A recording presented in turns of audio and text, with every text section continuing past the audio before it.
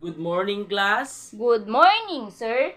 Before we start with our lesson, may I call Miss Kyla to lead us a prayer? Let's bow our head and feel the presence of the Lord.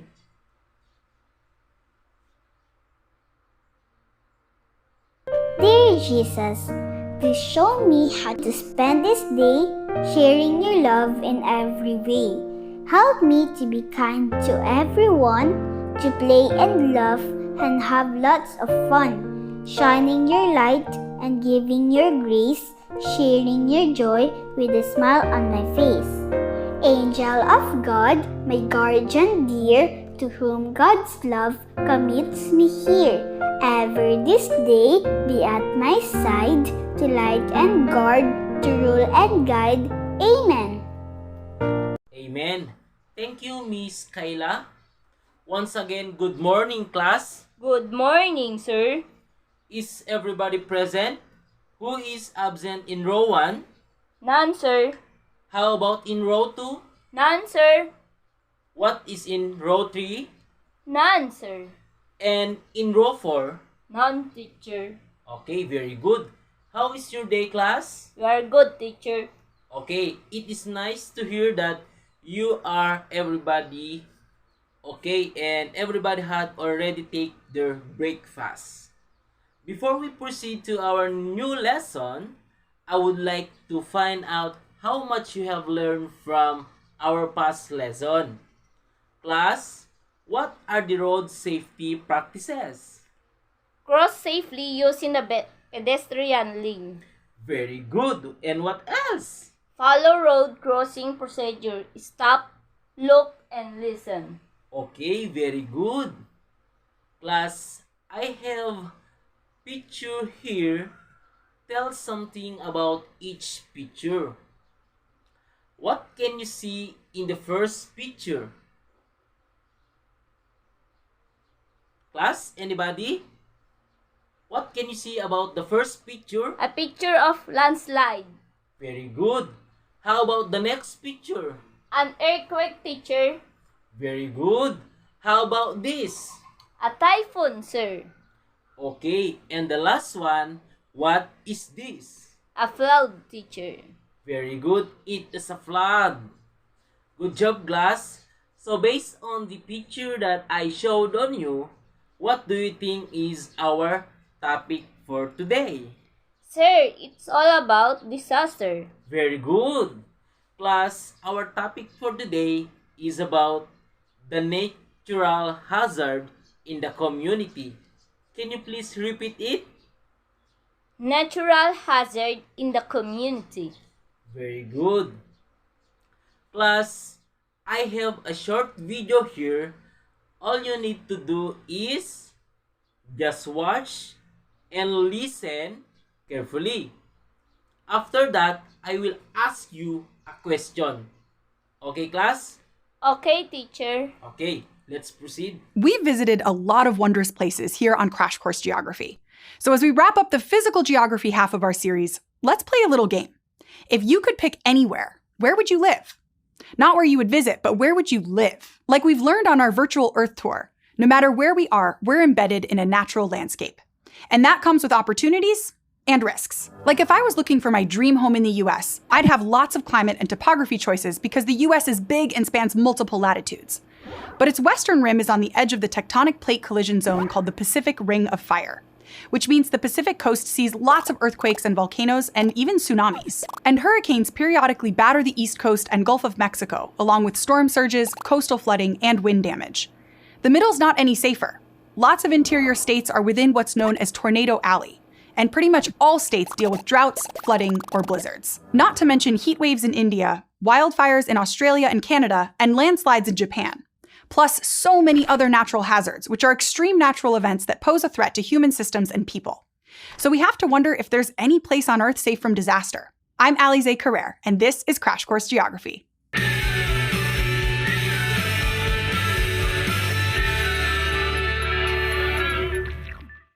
Natural events are all the ways our restless Earth is constantly reshaping and modifying itself. Like volcanoes erupting or tropical cyclones, cycloning. And so far in this course, we've studied why these natural events happen, like how it's really tectonic plates colliding and diverging that create the pattern of volcanoes along the Pacific Ring of Fire and many of those eruptions. But to be geoliterate people and fully understand what turns a natural event into a natural hazard, we have to remember that the world works as a set of physical, biological, and social systems. So we also need to study things like how humans settle the land and how patterns of affluence, economics, and politics contribute to disasters.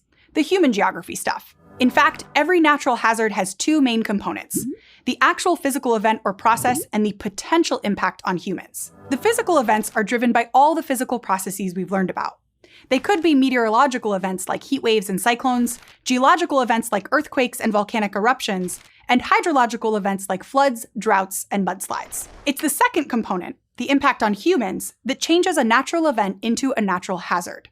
Like severe flooding out where no one lives, like in parts of Siberia, is a much less severe threat to humans, so less of a hazard than a mild flood in a densely packed city, like Jakarta. But it's also important to clarify what a natural hazard is not. Something that's human-caused, like pollution events like radioactive waste or oil spills, are considered human-made disasters and are normally excluded. And when the natural event actually happens and causes significant harm to humans, we call that a natural disaster. As geographers, we want to compare different places and answer, why would this hazard happen here and not there? So in order to evaluate a hazard, geographers might look at several different dimensions. Like, we might want to know how big the event was in some way. The height of a flood or the intensity of a windstorm measures the magnitude of the event. Time is also an important dimension to a hazard in many ways. We might want to know about the frequency of occurrence, like if flooding is seasonal or rare, and whether it occurs at a regular interval or is random, and how long it lasts or the duration of the event. And a drought might be weeks or months in the making, whereas a hurricane or blizzard can appear suddenly. So we can also look at the speed of onset. Of course, as geographers, we're always thinking about space. So we can track the areal extent over the Earth's surface, like how big an area was affected by an earthquake, and the degree of spatial concentration within that area. Like, the most severely affected area would be at the epicenter where there were the strongest shocks. Evaluating hazards can also tell us how they've changed over time and show how the environmental and human components have become even more tightly intertwined. As the human population has grown, we've tended to move into areas that are very attractive but also pose a high level of environmental danger. Like, many cities are located in coastal areas. Or there could be other advantages, like rich volcanic soils that enable banana plantations. Our choices and social systems are increasing the impact of natural events and making some people and places more vulnerable to certain types of hazards than others. Where we can find opportunities or what we can afford money-wise has a big influence on what we're willing to accept risk-wise. Like in the American South, about half of New Orleans currently sits below sea level, and people with low incomes live in the lowest lying areas, making them more vulnerable to flooding. And when in 2005 Hurricane Katrina inundated 80% of the city and the floodwaters rose up to 6.1 meters, these people were hit hardest by disaster preparedness and response problems. But a poor response during a single disaster isn't the whole story. The tax base in New Orleans was eroded because of white flight in the 1950s, 60s, and 70s, when white people, who were usually better off financially or were able to participate in banking and real estate markets, relocated en masse from the central city to the suburbs. The people left had altogether less money that could be taxed, so over time, there wasn't enough investment in the city's drainage infrastructure. Because of more situations like Hurricane Katrina, many geographers now think that phrases like natural disaster or natural hazard are misleading.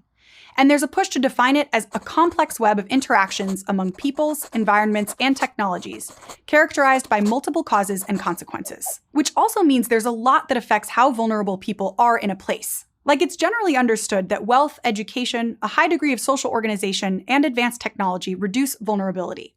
As New Orleans rebuilt, a lot of energy and money was focused on strengthening levees, flood walls, floodgates, and pumping stations to reduce vulnerability to future hurricanes. But as geographers, we want to know if that's true everywhere.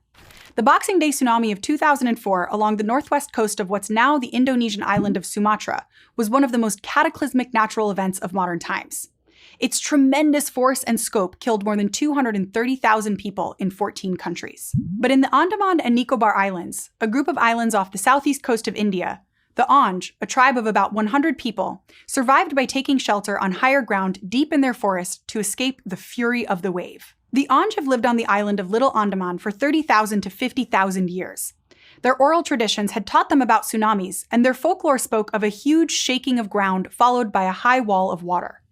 They survived by heeding their traditions, though their settlements were completely destroyed. So as we're assessing vulnerability and studying how to mitigate natural disasters, we have to consider all the ways different peoples relate to their environment and the value of different types of knowledge. Textbooks and classroom instruction are useful, but experience from keenly observing and living in the world is every bit as valuable.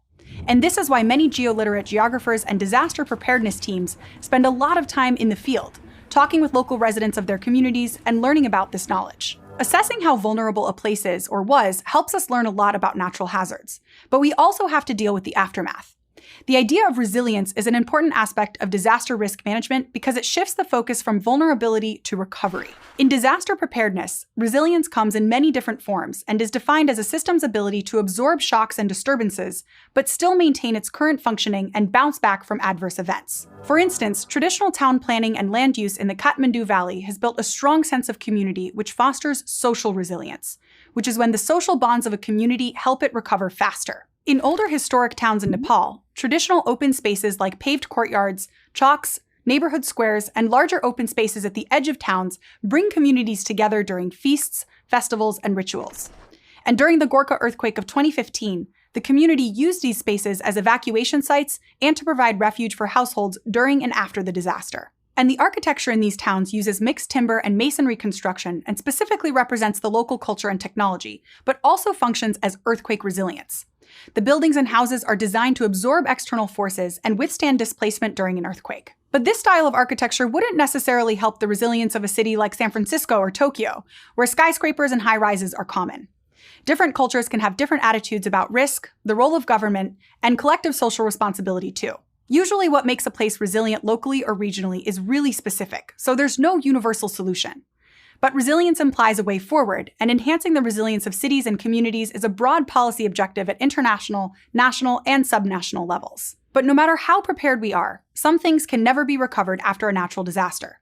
Homes and businesses can be rebuilt, and belongings can be recovered. But we've also lost a place, and our sense of and attachment to places. So there's a serious element to our where would you live game. Natural hazards constantly threatening our home is emotionally exhausting.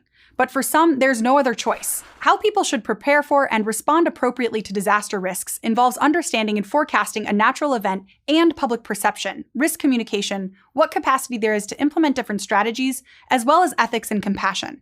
It takes an incredible amount of knowledge, time, and effort so that in the recovery phase, community resilience is strengthened and its capacity to cope with the impact of future hazards grows. Likely no place is entirely safe from natural hazards, especially as social and environmental challenges multiply. But as we conclude the physical geography half of our series, we're hopefully better able to understand how rock structures, landforms, soils, vegetation, climate, and weather affect natural environments and our roles in them. When we think like physical geographers, we're better equipped to understand places spatially and appreciate all the connections between all the different parts of whatever landscape we're in, including the humans. The physical geographers of tomorrow are studying humans as agents that sculpt and transform the landscape, and are focusing on environmental change and global warming. And I hope we can each take a piece of physical geography with us in our lives. If I could live anywhere, I'd live somewhere on the Pacific Ring of Fire, where I could see volcanoes creating new land. Or near the floodplains of the Zambezi, where the river carves into the earth. Or right here in Miami, where tropical storms both nourish and batter the landscape, and where I can learn from and explore how people adapt and innovate in amazing ways. And where I can share it all with you and make Crash Course. Okay, class.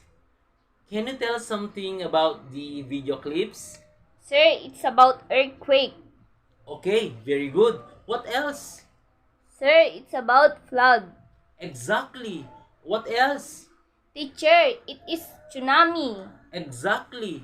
Another idea? Sir, those are natural disasters happened in our community. Good job. Let's clap ourselves, class.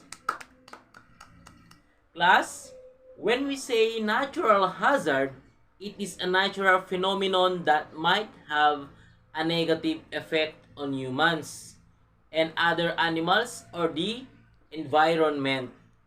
These are floods, landslides, typhoon, earthquakes, and many more. Class, who already had experienced any of these disasters? Can this disaster happen in your community? Yes, sir. Very good. Do you know what are these safety rules or guidelines to avoid accidents during the natural hazard. Show the safety rules during the natural hazard in a chart. Who wants to read the number 1? Don't panic. Very good. How about number 2? Seek for immediate help for trusted adult. Next, number 3. Look for a safer place and stay there. Read number 4.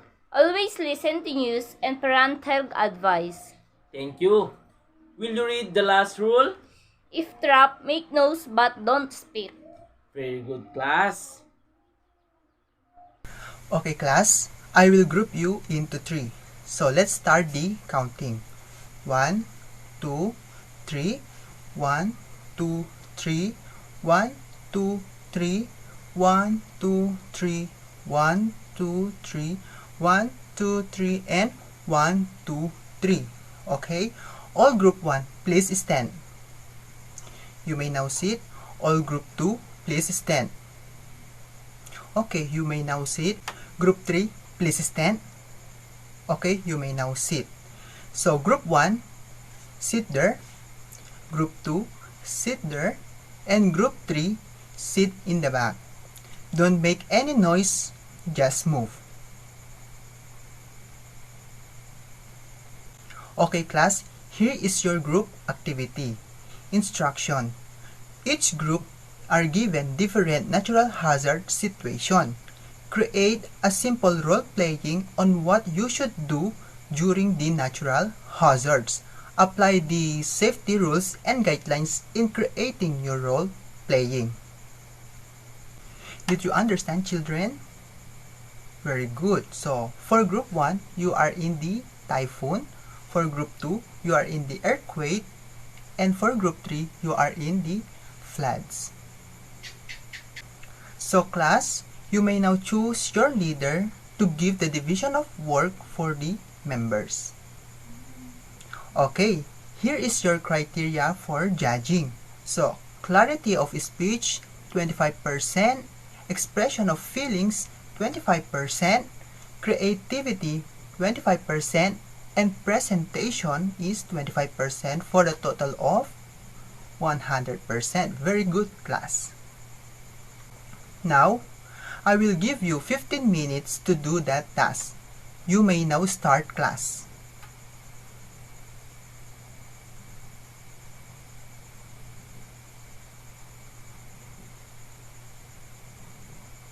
Okay, class, time's up. You may now go back to your seats. Okay, all groups are ready. So now, may I call the group 1? You may now proceed. Very good. Let's give 5 claps for group 1. 1, 2, 3, 4, 5. Now, group 2, you may now proceed. Good job, group 2. Let's give 5 claps for group 2. 1, 2, 3, 4, 5. And to the last group, you may now proceed. Very good. Let's give also 5 claps for group 3. 1, 2, 3, 4, 5. Class, I'm really happy that you have learned something in our lesson. So class, today, you have learned about the natural hazard situation in the community. Will you give an example of natural hazards? Okay, typhoon, very good. What else? Tsunami, very good. What else? Brilliant. Landslide. What else? Very good. Floods. And any more? Very good. Tornado. Good job, class. And many more. Those natural hazards are happen in our community. Now, class, I will give you an activity. So, name other natural disaster in our community. And what are the safety rules are you going to do if these natural hazards are happen in your place? Write it in a one whole sheet of paper. I will give you 5 minutes to do that activity. Okay? Class, you may now start.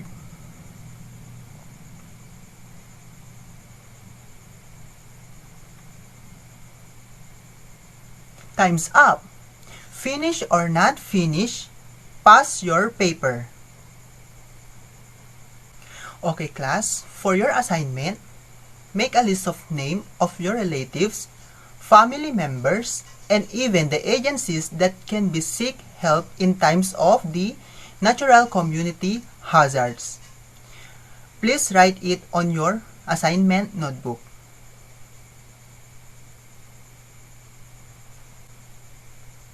Okay, before we end our class today, do you have any questions, clarification, class?